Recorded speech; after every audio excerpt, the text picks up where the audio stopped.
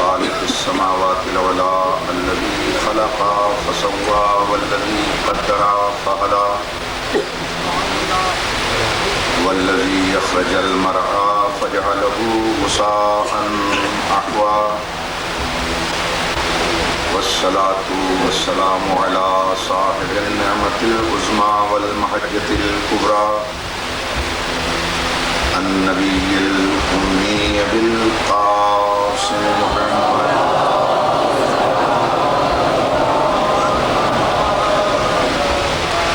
وعلى عترته الطيبين الطاهرين المعصومين الذين أذهب الله عنهم الرجس وطهرهم تطهيرا.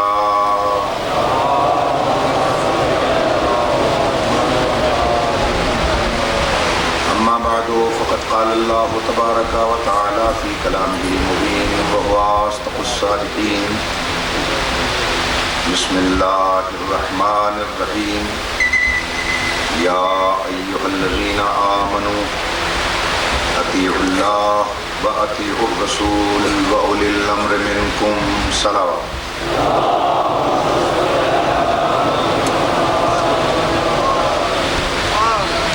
حضرات محترم، ارشاد الہی ہو رہا ہے، اے ایمان والو اللہ کی اطاعت کرو، اللہ کے رسول کی اطاعت کرو اور ان صاحبان امر کی اطاعت کرو جو تم میں قرار دیے گئے. نہ اللہ کی اطاعت پہ اختلاف ہے، نہ کسی کو رسول کی اطاعت پہ اختلاف ہے، اور نہ ہی اولی الامر کی اطاعت پہ اختلاف ہے. اگر اختلاف ہے ذرا سا تو وہ اولی الامر کی حقیقت پہ اختلاف ہے.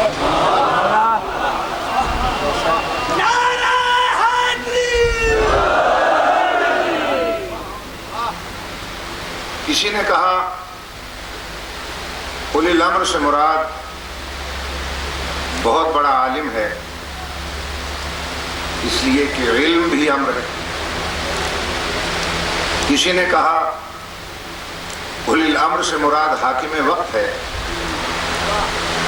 جس کے ہاتھ میں اقتدار ہو، وہ اولی الامر ہے.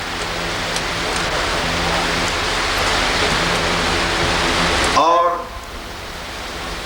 ہم غلامان آل محمد نے کہا کہ اولی الامر سے مراد وہ معصوم ہے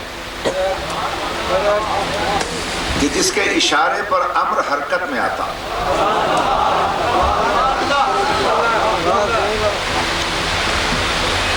اس لیے کہ اگر اولی الامر سے مراد حاکم وقت ہو تو پاکستان کا اولی الامر تو ایک مسلمان ہو جائے گا،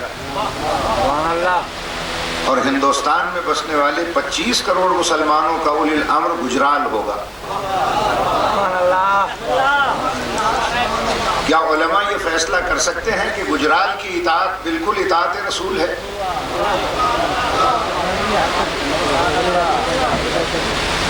اس لیے کہ جب ہم نے قرآن مجید سے پوچھا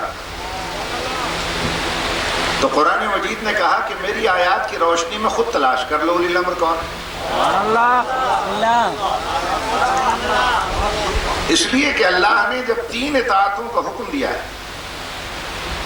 تو اطاعتوں سے روکا بھی ہے. اب اگر آپ یہ دیکھ لیں کہ کس کس کی اطاعت سے روکا ہے اور کس کس کی اطاعت کا حکم دیا ہے تو اولی الامر نکھر کے سامنے آ جائے. ارشاد ہو رہا ہے فلا تطع الکافرین، خبردار کافروں کی اطاعت نہ کرنا. ولا تطع منہم عاصما او کفورا، کسی نافرمان کفر کرنے والے کی اطاعت نہ کرنا. پھر ارشاد ہوتا ہے فلا تطع من اغفلنا قلبہ عن ذکرنا واتبع ہواہ وکان امرہ فرطا، کسی ایسے کی اطاعت نہ کرنا کہ جس کا دل ایک لمحے کے لیے بھی اللہ کی یاد سے غافل رہا ہو.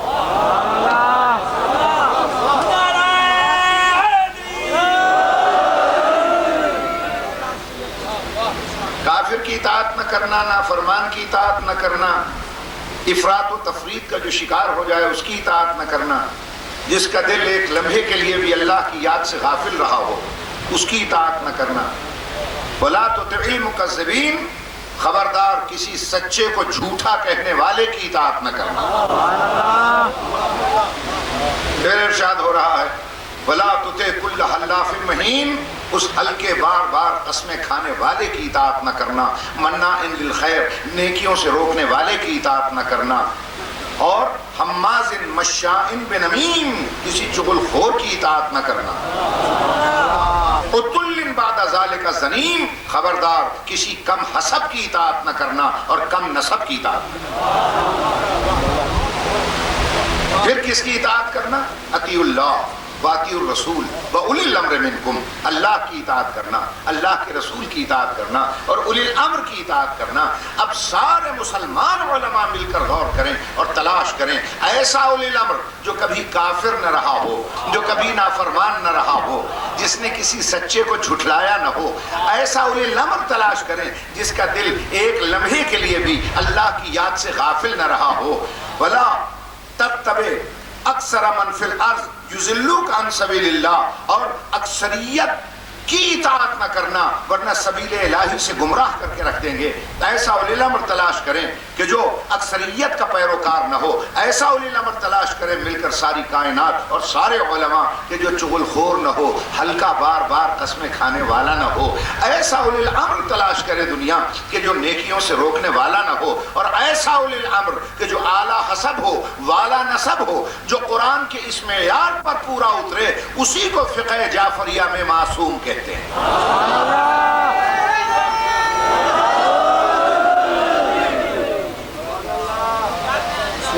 توجہ ہے میرے محترم صاحب،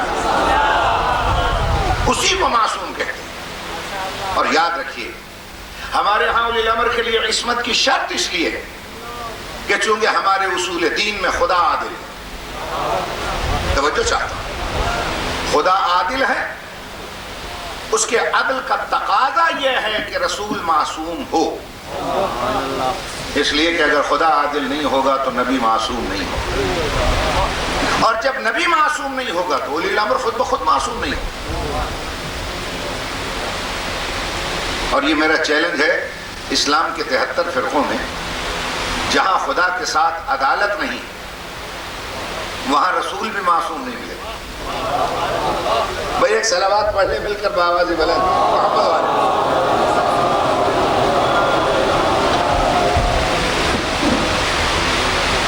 اس لیے کہ عالم اسلام میں 73 فرقوں میں سے 72 کے اصول دین 3 ہیں: توحید، نبوت، قیامت۔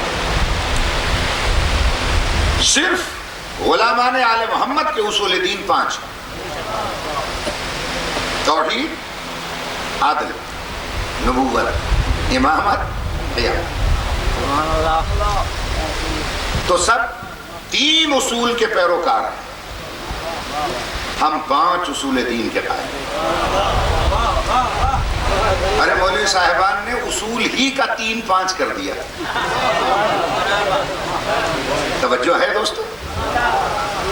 اور ہمارے ہاں عدالت کی شرط کیوں ہے؟ اس لیے کہ اگر خدا عادل نہیں ہے تو نبی معصوم نہیں ہو۔ تقاضا عدل یہ ہے کہ نبی معصوم،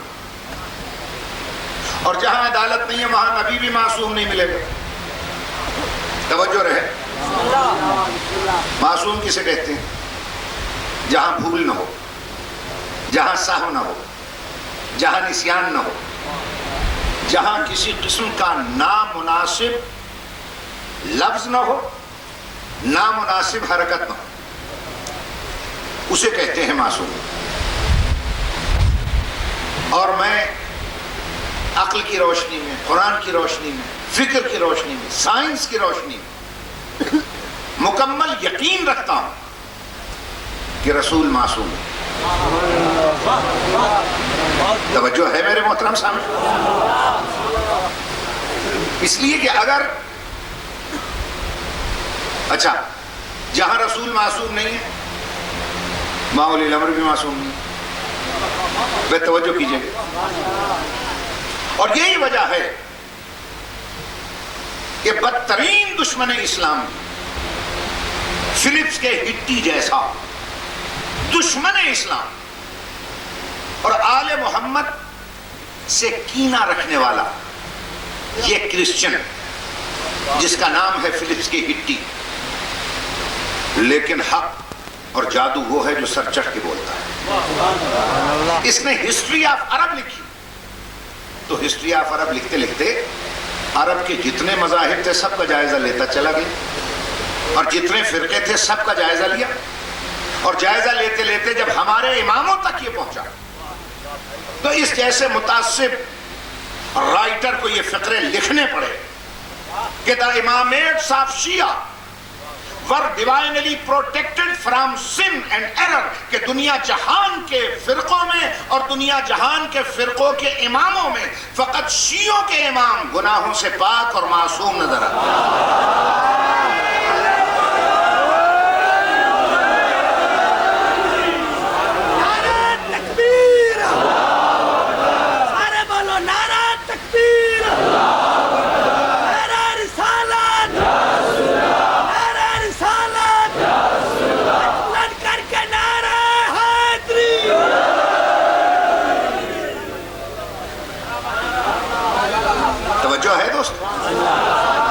اس کا بنیادی سبب یہ ہے کہ چونکہ اللہ عادل ہے ہمارے ہیں، اس لیے نبی معصوم۔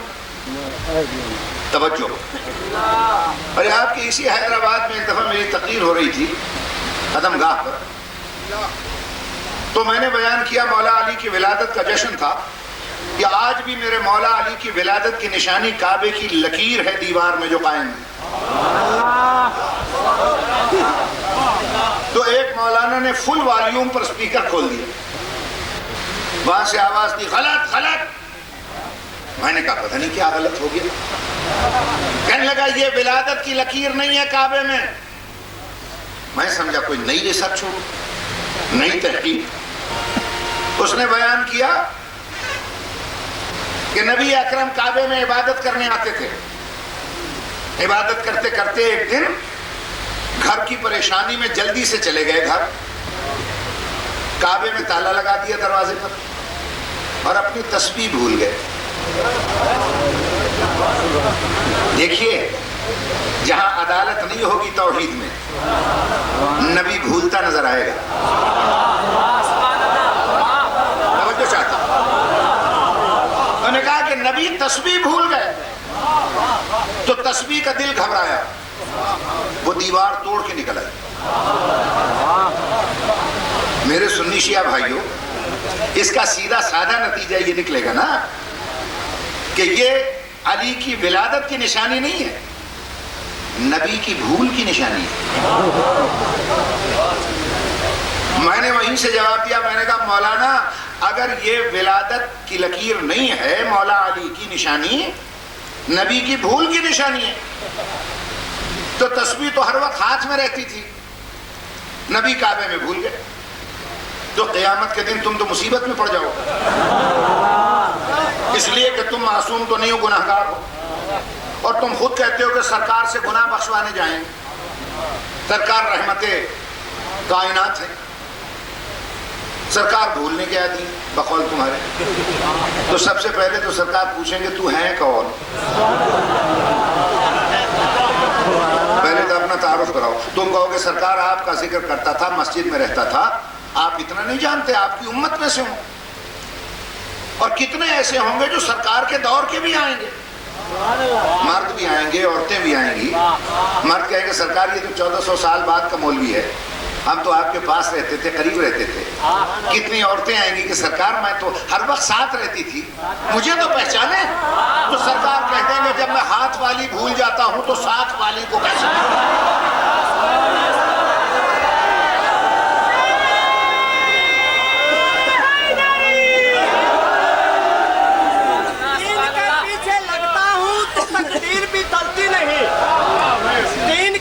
لگتا ہوں تو تقدیر بھی چلتی نہیں، دین کا نام لیتا ہوں ایک اینٹ بھی ہلتی نہیں، دین کا نام لیتا ہوں ایک اینٹ بھی ہلتی نہیں، گھر گدائی کروں دونوں جہاں میں بن کر فقیر، ان بزرگوں کے نام پہ تو خیرات بھی ملتی نہیں۔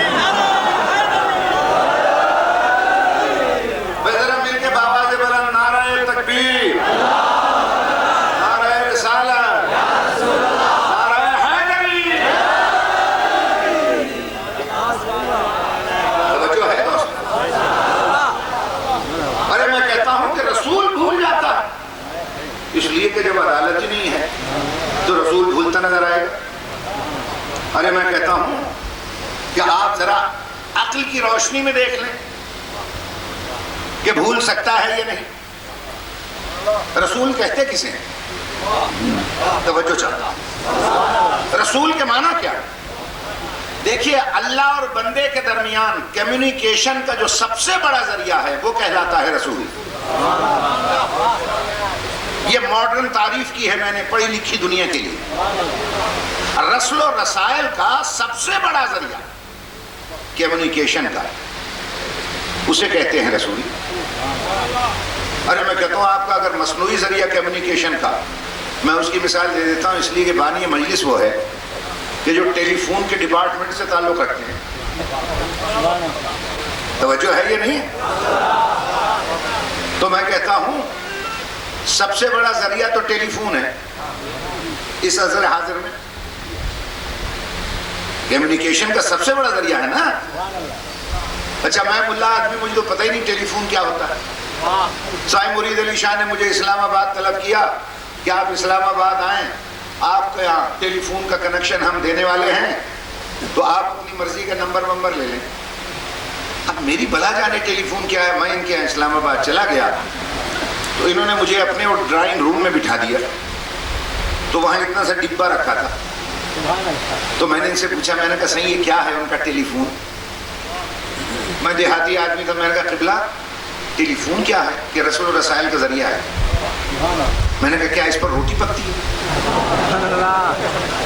کیا حلوہ پکتا ہے؟ کہنے لگے واہ صحیح واہ، آپ تو بالکل دیہاتی ہیں۔ ارے بابا اس پر باتیں ہوتی ہیں، یہ ذریعہ پورے ورلڈ سے ملا ہوا۔ میں نے کہا کیسے ہوتی ہیں؟ ذرا مجھے ملا دیجئے، کس سے بات کرنی ہے؟ میں نے کہا صحیح میرے ایک انتہائی بزرگ دوست ہیں خیرپور میں، سید اوسط علی شاہ، ان سے ملا دیں۔ ان کا ابھی ملا دیتا ہوں۔ اب انہوں نے نمبر ملایا، میں نے کہا ہیلو کون بول رہا ہے؟ انہوں نے کہا میں اوسط علی شاہ بول رہا ہوں۔ میں نے کہا صحیح میں آ رہا ہوں مرید علی شاہ صاحب کی مجلس میں۔ ان کا اچھا اگر آؤ گے تو پھر ناشتہ غریب خانے پہ کرنا۔ اب یہ نہ سمجھ لیا اوسط علی شاہ صاحب کہ میں ناشتے کی زبردستی دعوت لے رہا ہوں، میں مثال دے رہا ہوں۔ میں نے کہا صحیح بہت اچھا۔ اب انہوں نے دعوت کس کی تھی؟ ناشتے کی۔ میں ان کے گھر پہنچ گیا ٹھیک دن کے 1 بجے کھانے پر۔ انہوں نے کہا تو عجیب آدمی ہے، ہم نے ناشتے پر بلایا۔ میں نے کہا نہیں آپ نے کھانا کہا۔ کہا نہیں میں نے ناشتہ کہا۔ میں نے کہا نہیں آپ نے کھانا کہا، میں نے خود ٹیلی فون پہ سنا۔ سبحان اللہ۔ انہوں نے کہا نہیں میں نے تو کہا تھا ناشتہ۔ میں نے کہا نہیں جناب آپ نے کہا تھا کھانا۔ انہوں نے کہا کیا پھر میں جھوٹ بول رہا ہوں؟ میں نے کہا پھر مولوی ہو کر میں جھوٹ بول رہا ہوں؟ اب انہوں نے کہا کہ صاحب نہ آپ جھوٹ بولتے ہیں نہ میں جھوٹ بولتا ہوں، یہ ساری گڑبڑ ٹیلی فون نے کی ہے۔ میں توجہ چاہتا، یہ جو رسل و رسائل کا ذریعہ ہے نا مواصلات کا، کمیونیکیشن کا، یہ اس نے گڑبڑ کر دی۔ آپ نے کہا ناشتہ، اس نے سنا دیا کھانا۔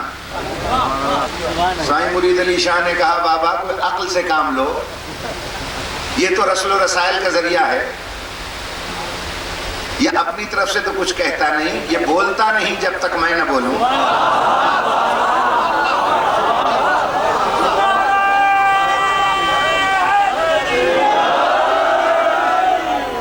یہ تو بات نہیں کرتا جب تک میں بات نہ کروں۔ میں نے کہا صحیح ہو سکتا ہے اس نے بھول کے کہہ دیا ہو، یہ بھول بھی تو سکتا ہے۔ میں نے کہا اگر یہ بھول سکتا ہوتا نا تو پورے ورلڈ کا رابطہ نہ ہوتا، یہ رسل و رسائل کا ذریعہ نہ ہوتا۔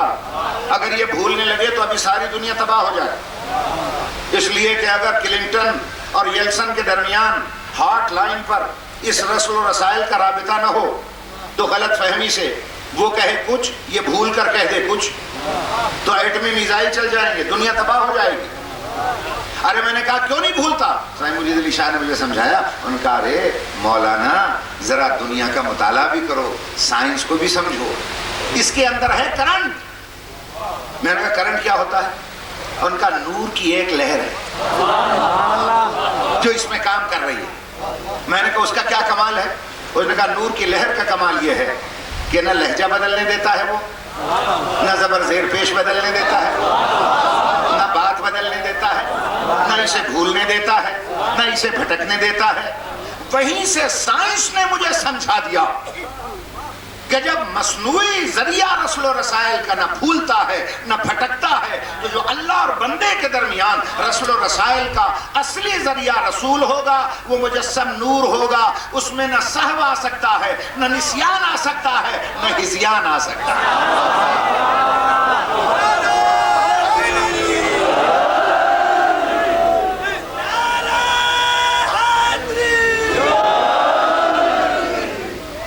بولا ایسا فرمایا؟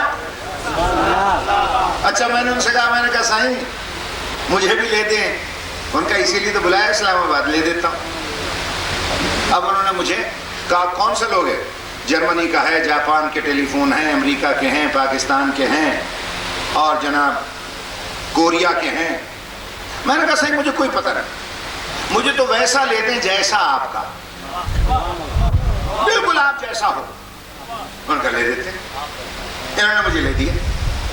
میں لے گیا اپنے گاؤں، اور میں نے وہاں موٹی موٹی تو تھی نہیں، میری چھپری تھی چھوٹی سی، میں نے اس کے اندر رکھ دیا۔ اب یہ جو تشریف لائے کہنے لگے بھائی ٹیلی فون ہے؟ میں نے کہا جی ہاں رکھا ہے، وہ آپ نے دیا تھا، میں بات کر لوں اسلام آباد؟ میں نے کہا کر لیں۔ اب انہوں نے ڈائل گھمایا گھمایا گھمایا، انہوں نے کہا یہ کیا کباڑ خانہ رکھا ہے بھائی، یہ تو بیکار ہے۔ میں نے کہا کیوں بیکار ہے؟ کہنے لگے اس میں کرنٹ تو ہے نہیں، کنیکشن تو ہے نہیں۔ میں نے کہا کرنٹ اور کنیکشن کا تو پتہ نہیں ہے، بالکل اس جیسا ہے جیسا آپ کا۔ آپ ڈائل ملا لیں، نمبر ملا لیں، شکل ملا لیں، تار ملا لیں، مجال ہے جو کوئی فرق نظر آئے؟ ان کا اس جیسا ہونے سے کام نہیں چلتا جب تک مرکز سے کنیکشن اور کرنٹ نہیں ملے گا۔ وہیں سے مسئلہ میری سمجھ میں آیا، لاکھ ملا چیختا رہے رسول ہم جیسا، ہم رسول جیسے، مگر ملا وہ ٹیلی فون ہے جس میں نہ کرنٹ ہے نہ کنیکشن ہے، اور رسول وہ ذریعہ ہے جس میں عصمت کا کرنٹ بھی ہے، وہی کا کنیکشن بھی ہے۔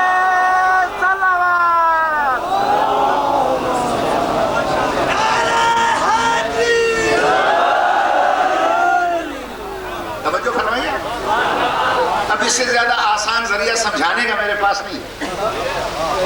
اچھا میں نے کہا صحیح کنیکشن مجھے لے دیں مرکز سے۔ اب انہوں نے جب کنیکشن لے کر دیا، صاحبان فکر غور سے سنیں گے، جیسے ہی مرکز سے کنیکشن ملا ساتھ ایک کتاب بھی مل گئی۔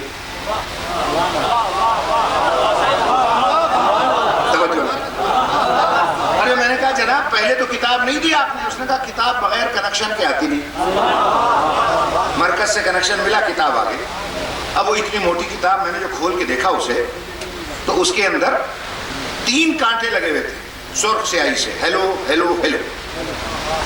جائیے کہ کھول کے دیکھ لیجیے، ڈائریکٹری پر ہیلو ہیلو کی جگہ 3 کانٹے۔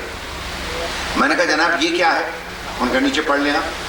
اب جو میں نیچے پڑھا تو اس میں لکھا تھا کہ انگریز چلا گیا، یہ انگریز کی یادگار ہے ہیلو ہیلو۔ اب اسلامی ملک ہے پاکستان، جیسے ہی کنیکشن ملے کہو السلام علیکم۔ میں نے سائن سے پوچھا، میں نے کہا یہ سلام آپ کرتے ہیں؟ کہ میں بھی کرتا ہوں۔ اور میں نے کہا آپ کے افسران کے وہ بھی کرتے ہیں، عالم کے وہ بھی کرتے ہیں، فاضل کے وہ بھی کرتے ہیں، مولوی کے وہ سب کرتے ہیں، خاکی بھی کرتے ہیں، نورانی بھی کرتے ہیں، مفتی بھی کرتے ہیں، قیمتی بھی کرتے ہیں۔ تو میں نے ان سے پوچھا، میں نے کہا جناب یہ مسئلہ تو میری سمجھ میں نہیں آیا، یہ مولوی کیسے سلام کرتا ہے؟ اس مولوی نے تو مجھے یہ سمجھایا تھا کہ سلام پہنچتا نہیں جب تک حاضر ناظر نہ ہو۔ آپ بیٹھے ہوئے ہیں یہاں، سلام جا رہا ہے اسلام آباد، یہ غائب پر سلام کیسے پہنچ گیا؟ سمجھ میں آ رہی ہے بات؟ یہ نہیں آ رہی؟ ان کا جناب یہ نور کا کمال ہے، یہ جو اس کے اندر کرنٹ دوڑ رہا ہے نا نورانی، یہ سلام پہنچاتا ہے۔ میں نے کہا اس کا طریقہ کیا ہے؟ کہ اس کا طریقہ یہ ہے نمبر صحیح ملنا چاہیے۔ توجہ چاہتا ہوں، ایسا نہ ہو نمبر ملانا ہے 14 ملا دیں 3 4، ادھر سے بول رہا ہو ابلیس، تو تمہارے میسج کا بیڑا غرق ہو جائے گا۔ لہذا پہلے نمبر صحیح ملاؤ۔ میں نے کہا نمبر ملانے کا طریقہ کیا ہے تاکہ میں سلام کروں؟ کہ ڈائل گھماؤ نمبر مل جائے گا۔ میں نے کہا ڈائل کس سے گھماؤں؟ کونی سے، ماتھے سے، گھٹنے سے؟ ان کا نہیں بابا، یہ نمبر لکھے ہوئے ہیں، نمبر پر انگلی رکھو، انگلی کو گھماتے جاؤ، ڈائل گھومتا جائے گا، نمبر ملتا جائے گا، سلام پہنچتا جائے گا۔ یہ سائنس کا کمال ہے۔ میں نے کہا مرید علی شاہ جی مجھے معاف کر دینا، سائنس کے باپ کو بھی پتا نہیں تھا اس کمال۔ یہ دنیا کو فقہ جعفریہ نے بتایا کہ نمبر ملا کر سلام کیسے پہنچایا جاتا ہے۔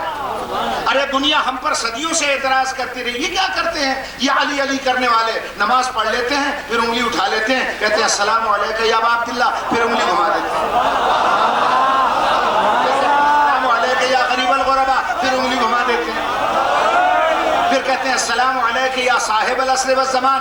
جاہل ملا کو پتہ ہی نہیں تھا سائنس کے کمال کا، سینس لیس تھا ملا، وہ کہنے لگا یہ انگلی پھراتے رہتے ہیں اور گھماتے رہتے ہیں، مگر اس کو کون سمجھائے یہ انگلی نہیں گھما رہے۔ ہم دنیا کے سائنسدانوں کو پہلے دن سے 1400 سال سے ایجاد کا طریقہ بتا رہے تھے کہ یہ انگلی نہیں گھوم رہی، ہمارے دل میں لگے ہوئے آل محمد کے ٹیلی فون کا ڈائل ہے جو انگلی گھما کے کنیکشن ملا رہا ہے، کبھی کربلا ملتا ہے، کبھی نجف ملتا ہے، کبھی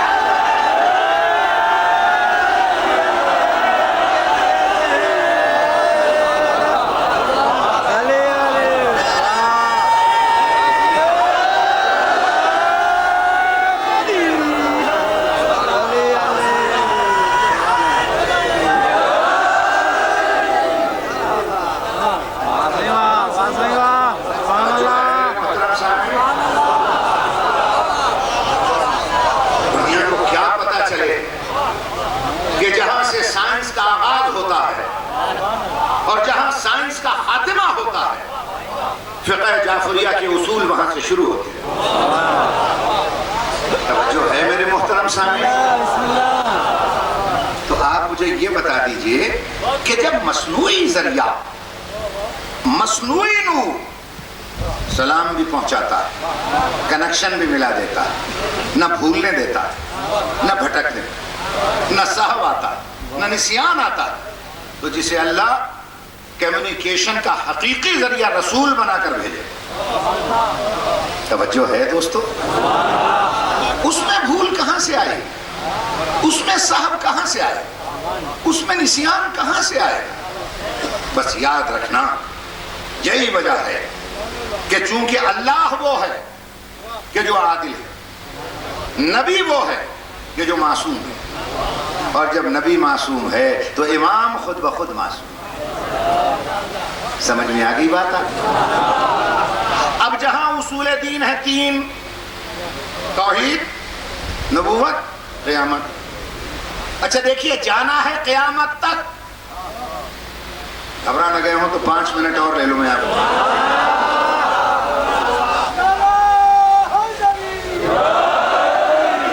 اس طرح نہیں، مل کے بآواز بلند نعرہ حیدری۔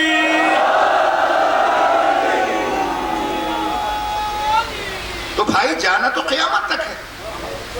یہ دنیا جو ہے یہ تو ایک گزرگاہ ہے، ہمارا جو اصلی گھر ہے وہ یہ دنیا نہیں ہے۔ 2 ملکوں میں سے ایک ملک کے ہم باشندے ہیں، جتنی دنیا پہ آبادی ہے 2 ملکوں میں سے ایک ملک کے ہم مستقل باشندے ہیں۔ ایک ملک کو جنت کہتے ہیں، ایک کو جہنم کہتے ہیں۔ توجہ ہے یہ نہیں؟ جی ہاں۔ تو آپ سوچیں گے یہ تیسری دنیا کیسے بنا دی اس نے، سب کو جنت بھیج دیتا؟ اللہ تو قادر ہے نا، وہ بھیج سکتا تھا سب کو جنت، مگر اللہ یہ بھی جانتا تھا ان میں کتنے ایسے ہوں گے جو میری جنت کو جہنم بنا دیں گے۔ آپ کہتے نہیں صاحب میرا گھر تو جنت تھا، جب سے یہ بہو بیاہ کے لایا ہوں اس نے لڑ کے جہنم بنا دیا۔ کہتے ہیں نہیں کہتے؟ تو کتنے ایسے ہوں گے جو جنت کو جہنم بنا دیں؟ اچھا، اور اگر میں آدھوں کو جنت اور آدھوں کو جہنم میں بھیج دوں اپنے علم کی بنیاد پر، تو جنت والے تو بڑے خوش ہوں گے، وہ کہیں گے سبحان اللہ، کیا ہوائیں ہیں، کیا فضائیں ہیں، کوثر کے کنارے ہیں، جنت کے نظارے ہیں، حوروں کے اشارے ہیں، مزے آ رہے ہیں۔ اور جو جہنم میں پیدا کروں گا روز ہڑتال کریں گے، لانگ مارچ، بڑی بڑی گاڑیوں والے دھرنا دے کے بیٹھ جائیں۔ سنتے ہیں نہیں سنتے؟ کہ آپ جنت اور جہنم کے درمیان یہ کون بیٹھے ہیں کہ جی دھرنا دے کے بیٹھے ہیں، کہتے ہیں نہ جنت میں جائیں گے نہ جانے دیں گے. تو اللہ نے کہا کہ میں نہ کسی کو جنت بھیجتا ہوں نہ جہنم بھیجتا ہوں، اپنے اوپر الزام کیوں لوں؟ ایک تھرڈ ورڈ بنا دیتا ہوں، تیسری دنیا. اس نے یہ تیسری دنیا بنا دی اور انہوں نے کہا دونوں ملکوں کے سفارت خانے کھول دوں گا اسی دنیا میں، جنت کا بھی جہنم کا بھی. میں خود نہیں بھیجوں گا، جہاں کا ویزا لاؤ گے وہیں پہنچا دوں گا.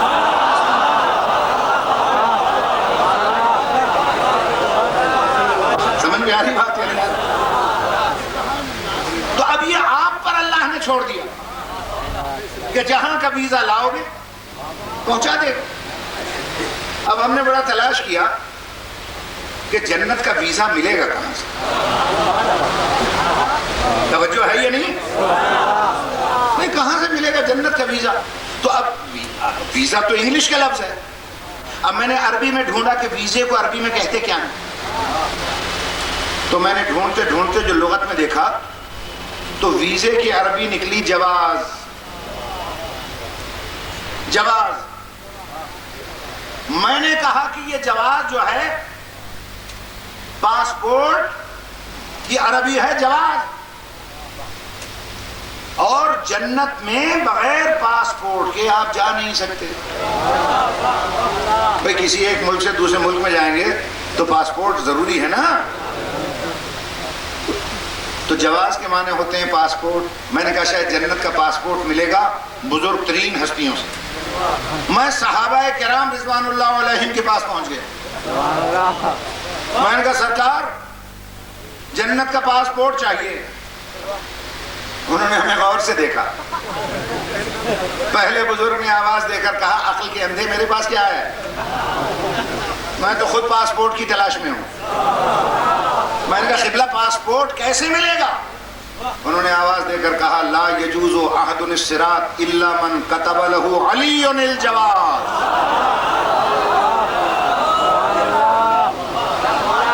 کلے صراط سے کوئی گزر سکتا ہی نہیں جب تک اس کے ہاتھ میں علی کا دیا ہوا پاسپورٹ نہیں ہو. بھئی جواز کہتے ہیں نا پاسپورٹ کو. ارے میں نے کہا ہو سکتا ہے صحابہ کرام کے بیان میں کوئی اختلاف آ گیا ہو. میں سرکار پیغمبر اکرم کی خدمت میں پہنچا، منبر مدینہ پر خطاب فرما رہے تھے. آب وحی کی دھلی ہوئی زبان سے خطبہ فیض چل رہا تھا. کائنات ہمتن گوش تھی، ہوائیں رک رک کے سن رہی تھی، ستارے جھک جھک کے دیکھ رہے تھے، ارواح انبیاء سمٹ کے قریب آ گئی تھی. موسیٰ دیکھ رہے ہیں، عیسیٰ ملاحظہ کر رہے ہیں، یعقوب مشاہدہ کر رہے ہیں، یوسف سکتے میں کھڑے ہوئے ہیں. اور ساری مسجد نبوی پہ اسی طرح خاموشی تھی جیسے اس مجمع پہ.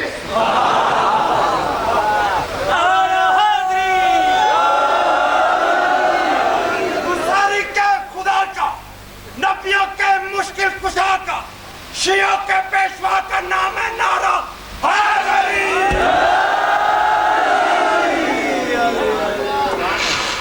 تو جنت کا جو ذکر کیا سرکار دو عالم نے تو ایک دم زبان مبارک سے نکلا حب علی جواز للجنہ. سبحان اللہ. توجہ چاہتا کہ علی کی محبت جنت میں جانے کا جواز.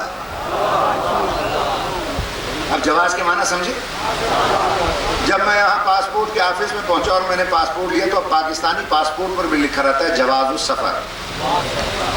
پاسپورٹ. اچھا پاسپورٹ لے لیا ہم نے.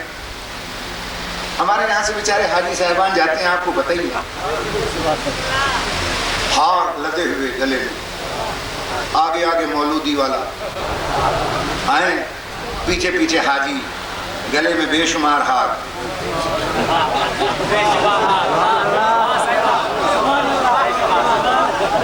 جا رہا ہے حج کرنے، اور گلے میں نے دیکھا کہ حمایت شریف لٹکا لیتے ہیں. حمایت شریف سمجھتے نا، یعنی قرآن مجید مختلف سائز کے وہ گلے میں لٹکا دیتے ہیں، اس لیے کہ وہ سمجھتے ہیں اسی زمین پہ جا رہے ہیں جہاں یہ قرآن اترا. تو جتنی قرآن کی وہاں عزت ہوگی کس کتاب کی ہو سکتی. لیکن میں نے اپنی آنکھوں سے دیکھا جیسے ہی جدہ ایئرپورٹ پہ اترے تو پاسپورٹ آفیسر نے پوچھا جواز جواز. ابھی بیچارہ عربی تو جانتا ہی نہیں، عربی اسے سبزیوں میں بھی پسند نہیں ہے. یہ بیچارہ پاکستانی حاجی، اچھا یہاں سے کل حاجی بوڑھے بوڑھے جاتے ہیں، باقی دنیا سے جوان آتے ہیں، جو ملک الموت کا دوست ہوتا ہے نا وہ یہاں سے جاتا ہے آج کل۔ آنکھ سے نظر نہیں آتا، کمر سیدھی نہیں ہوتی، توجہ ہے یا نہیں؟ اور جناب بیٹے یا بیٹی کے سہارے سے چلتا ہے۔ اب وہاں پہنچا، اس نے کہا جواز جواز، اس نے سمجھا شاید قرآن مجید سے بڑا کون سا جواز ہو سکتا ہے، اس نے قرآن مجید کھولا، سامنے رکھ دیا۔ اب پاسپورٹ افسر نے دیکھا، اس نے کہا کہ یہ شاہزہ یہ کیا ہے، کیا ہے؟ اس نے کہا کتاب اللہ، بڑے فخر سے اس نے کہا اللہ کی کتاب۔ اس نے کہا سعودی عرب میں داخلے کے لیے کتاب اللہ کافی نہیں ہے، جواز لاؤ۔ نہیں سمجھ میں آئی بات؟ میری سمجھ میں نہیں آیا کہ جو کتاب اللہ سعودی بارڈر پہ کافی نہیں ہے وہ جنت کی سرحد پہ کیسے کافی ہو جائے گی؟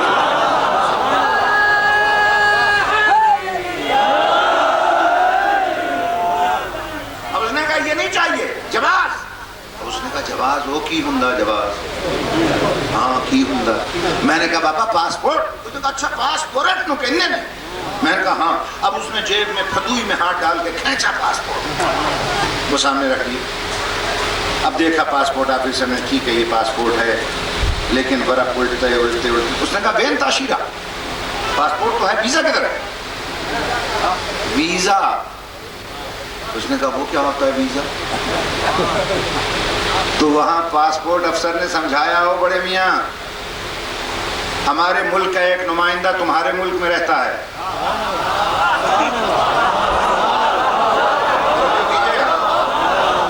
جب تک اس کے دستخط سائن مہر نہیں ہوگی ویزا نہیں ہوگا، اندر نہیں جا سکتے۔ میں کہتا ہوں اب بھی ملاؤں کی سمجھ میں نہیں آیا تو سعودی عرب کے ایئرپورٹ پہ سمجھو جا کر، ساری دنیا جائے گی جنت کی سرحد پر اور ہر ایک کہے گا علی کی محبت کا پاسپورٹ ہمارے پاس بھی ہے، وہ کہے گا ہمارے پاس بھی ہے، ہم بھی علی کو مانتے ہیں، ہم بھی علی کو مانتے ہیں۔ خدا کی قسم جب جہنم نظر آئے گی نا تو جنت میں جانے کے لیے سارے پیٹیں گے، ہم مانتے ہیں، ہم مانتے ہیں۔ جو یہاں ماتم کو حرام سمجھتے ہیں وہاں ماتم شروع کر دیں گے، ہم مانتے ہیں، ہم مانتے ہیں، ہم مانتے ہیں۔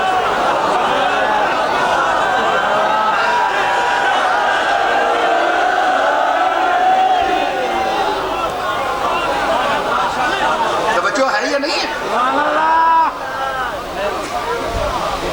ہر ایک کہے گا ہمارے پاس علی کی محبت کا پاسپورٹ ہے، ہم لائے ہیں۔ بریلوی، وہابی، دیوبندی، اہل حدیث، شیعہ، سنی، اسلام کے 73 فرقے کہیں گے بابا علی کو تو ہم بھی مانتے ہیں، محبت کا پاسپورٹ ہے۔ پاسپورٹ تو لے لے کر رضوان جنت پھر برقع الٹے گا، کہے گا پاسپورٹ تو ہے، ویزا کدھر ہے؟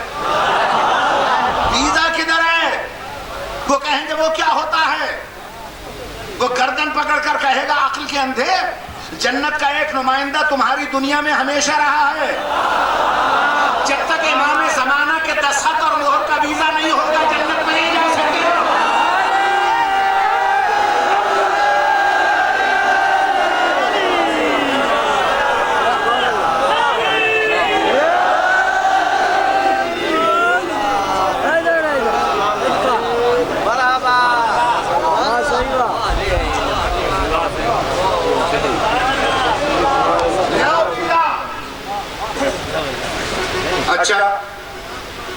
اچھا بعض دفعہ ایسا بھی ہوتا ہے، آج میں نے اخبار میں پڑھا کہ امریکہ نے شرط لگائی ہے کہ چاہے پاسپورٹ ہو اور ویزا ہو، ہمارے ملک میں وہ نہیں آ سکتا جو بیماریوں کے ٹیکے لگا کر نہیں آئے۔ سمجھ میں آئے بات؟ جی ہاں، بیماریوں کا ٹیکہ لگانا ضروری ہے۔ کیوں؟ اس لیے کہ اپنے ملک سے ہمارے ملک میں بسترا بوریا اٹھائے آ رہے ہو، کہیں بیماریوں کے جراثیم تو لپیٹ کے نہیں لا رہے۔ جو ہے یہ نہیں ہے، امریکہ نے قید لگا دی، شرط لگا دیا۔ امریکہ تو سب کا بابا ہے، سعودی عرب بھی قید لگائے، دبئی والے بھی لگا دیں، ساری دنیا لگا دے، ٹیکے لگاؤ۔ ہم نے کہا بابا ٹیکے تو لگوائے، کس کس بیماری کی لگوائیں؟ بیماریاں تو بے شمار ہیں۔ اس اس نے کہا بے شمار بیماریوں میں 3 بہت ضروری اور اہم ہیں. جی ہاں. ایک ہے اسمال پاکس جسے کہتے ہیں چیچک. چیچک کیا کہتے ہیں؟ ماتا. اور سبحان اللہ, آپ نے تو میرا مسئلہ ہی حل کر دیا. یہ ماتا تو ہندی کا لفظ ہے. ہندی میں ماتا کہتے ہیں اماں کو. یہ کیسی اماں ہے جو بچوں کو بیماری بن کے چمٹی ہوئی ہے.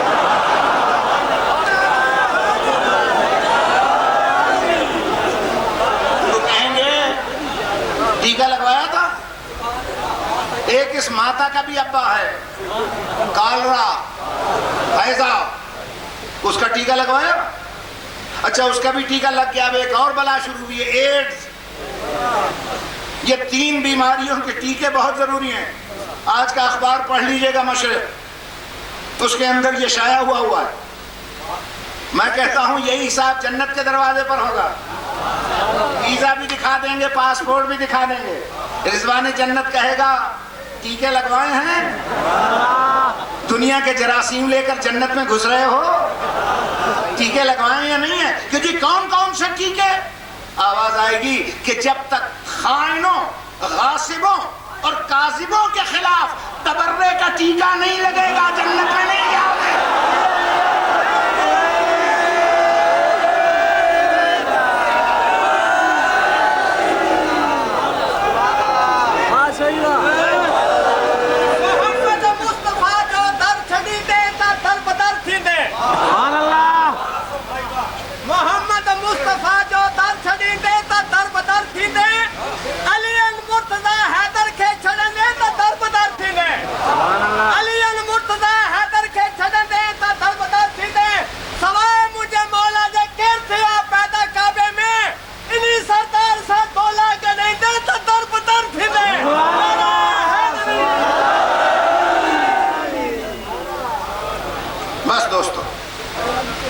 میں نے زحمتوں کو تمام کیا. باقی جو کسر رہ گئی ہے کل انشاءاللہ خیر پور میں. توجہ کیجئے گا, خیر پور میں انشاءاللہ خیر ہی خیر ہوگی. آئیے گا. اور قیامت کے میدان میں ایسا عالم ہوگا کہ باپ بیٹے سے گریزاں ہوگا, بیٹی ماں سے منہ پھیر رہی ہوگی, بہن بہن میں اجنبیت ہوگی, بھائی کو بھائی نہ پہچانتا ہوگا. آفتاب قیامت سروں پر نصب ہوگا, زمین پگھلے ہوئے تانبے کی طرح کھول رہی ہوگی. اور جیسے ہی ساری دنیا جنت میں جانے کے انتظار میں ہوگی, اچانک آواز آئے گی, محشر والو جنت بعد میں جانا, پہلے آنکھیں بند کر. غضوا ابصارکم, بند کرو آنکھیں. اطرقوا رؤوسکم, سروں کو جھکا لو. ہماری تو مجال نہیں ہوگی ہم پوچھیں کیوں آنکھیں بند کریں, کیوں سروں کو جھکائیں. نبی پوچھیں گے, جبریل کیا بات ہے؟ کہا تمہیں معلوم نہیں ہے, مظلوم کربلا کی ماں آ رہی ہے, خاتون جنت میدان قیامت میں آ رہی ہے. اور ایک آواز آئے گی, پروردگارا آج تیری عدالت کا دن ہے, آج تو نے عادل کرنا. تو جہاں تو نے اتنے فیصلے کرنے ہیں, میرا بھی ایک مقدمہ ہے, میرے مقدمے کا بھی فیصلہ کر دے. آواز آئے گی, ہاں میرے حبیب کی بیٹی, کائنات کی مظلومہ خاتون, تیرا کیا مقدمہ ہے؟ کہ اللہ مقدمات تو بہت سے ہیں, ایک ہی کا فیصلہ کر. میرے گھر سے ایک دن میں 72 جنازے اٹھے, ایک نہیں, 2 نہیں, 3 نہیں, 72 جنازے اٹھے. آج تک مجھے کسی نے پرسہ نہ دیا, کسی نے نہ پرچایا, کسی نے نہ آ کر کہا فاطمہ تیرے گھر پہ کیا گزر گئی. ارشاد الہی ہوگا, ہم ضرور فیصلہ کریں گے, لیکن اے رسول کی بیٹی, تیرا واسطہ ایسوں سے پڑتا ہے جو بات بات پہ گواہ مانگتے ہیں, قدم قدم پر گواہ طلب کرتے ہیں. کیا تیرے 72 قتلوں کا کوئی عینی گواہ ہے, عینی شاہد ہے جو یہاں آ کر گواہی دے تاکہ مثل مکمل ہو جائے, دشمن کا منہ بند ہو جائے؟ آواز آئی کہ ہاں پروردگارہ گواہ موجود ہے، تو اپنی عدالت کے ذریعے اسے بلا لے۔ کون ہے وہ گواہ؟ کہ چشمدید گواہ ہے۔ کون ہے؟ کہ شام میں ہے میری بیٹی، شام میں میری بیٹی ہے، 72 قتل ہوتے رہے، وہ سر پہ قرآن رکھ کے فریاد کرتی رہے، کسی نے اس کی فریاد کو نہ سنا۔ حکم ہوگا حور ہو جاؤ، فرشتوں جاؤ، شام سے گواہ کو نوری محمل پر بٹھا کر لاؤ، نوری محمل پہ۔ دوستو یاد رکھیے گا، اب آئے گی قیامت میں قیامت، قیامت میں قیامت۔ تھوڑی دیر کے بعد دنیا دیکھے گی گواہ خالی آ گئے، پورے بھی خالی آ گئے، فرشتے بھی خالی آ گئے۔ اللہ نے پوچھا کیوں گواہ نہیں آیا؟ یا اللہ گواہ نے آنے سے تو انکار نہیں کیا، مگر گواہ نے آنے کی ایک شرط لگائی۔ گواہ نے کہا ہے کہ میرے اللہ سے کہہ دو آج میں تیرے دربار میں آ رہی ہوں، اس سے پہلے بھی میں درباروں میں جا چکی ہوں، آج میں تیرے دربار میں آ رہی ہوں، آج میں نوری محمل پہ نہیں آؤں گی، بس بیان میرا ختم ہوا، اس سے آگے مجھ میں ہمت نہیں ہے پڑھنے کی۔ آج میں نوری محمل پہ نہیں آؤں گی، میں قیامت کے میدان میں یوں آؤں گی جیسے شام کے بازار میں، میں یوں آنا چاہتی ہوں جیسے کوفے کے دربار میں آئی تھی۔ کیا اس طرح میرا آنا منظور ہے؟ خدا کی قسم اگر آئینہ علی کی بیٹی دیکھ جاوا اونٹ پہ بیٹھی ہوئی، ہاتھ بندھے ہوئے، بال کھلے ہوئے، آگے آگے مہاری زین العابدین، فاطمہ مقدمہ ایک طرف رکھ دیں گی، رسول شفاعت ایک طرف رکھ دیں گے، عباس غازی دوڑ کے قدموں پہ سر رکھ کر کہیں گے میری شہزادی آج میں زندہ ہوں، میرے سامنے ننگے سر نہ آیا۔ خدا کی قسم شہزادی کی فوراً آواز آئے گی عباس بھائی گواہی بعد میں دوں گی، میری گواہی کی ایک شرط ہے، یہ میں ذمہ داری سے کہہ رہا ہوں، علماء اعلام نے یہ لکھا ہے، فرمائیں گے عباس بھائی گواہی سے پہلے جتنے میرے بھائی کو رونے والے ہیں میرے سامنے لاؤ، میرے سامنے لاؤ، میں ان کا شکریہ ادا کروں، رونے والوں سے کہوں گی تم نے وہ کام کیا جو دنیا نے ہمیں نہیں کرنے دیا، میں تمہاری بہت شکر گزار ہوں، تم میرے بھائی کو روتے رہے، تم میرے بھائی کا ماتم کرتے رہے، اور پروردگارہ میری گواہی کی اجرت صرف یہ ہے کہ جتنے رونے والے ہیں جب تک جنت میں نہیں جائیں گے میں جنت میں قدم نہیں رکھوں۔ بس میرے محترم سامعین، اس دن انشاءاللہ آپ اپنی مرادیں پائیں گے، اس دن انشاءاللہ آپ میری شہزادی کی شفاعت سے گناہوں کو بخشوائیں گے۔ دنیا کی احسن ترین عبادت کا نام عزاداری، احسن ترین عبادت کا نام ماتم۔ اللہ آپ کو یہ عبادت نصیب فرمائے، اللہ آپ کی مجلس کو منظور فرمائے، بھائی مرید علی شاہ کو خدا اور توفیقات میں اضافہ فرمائے ان کی، اور اسی طرح یہ سلسلہ ان کی نسلوں میں چلتا ہے۔ خدا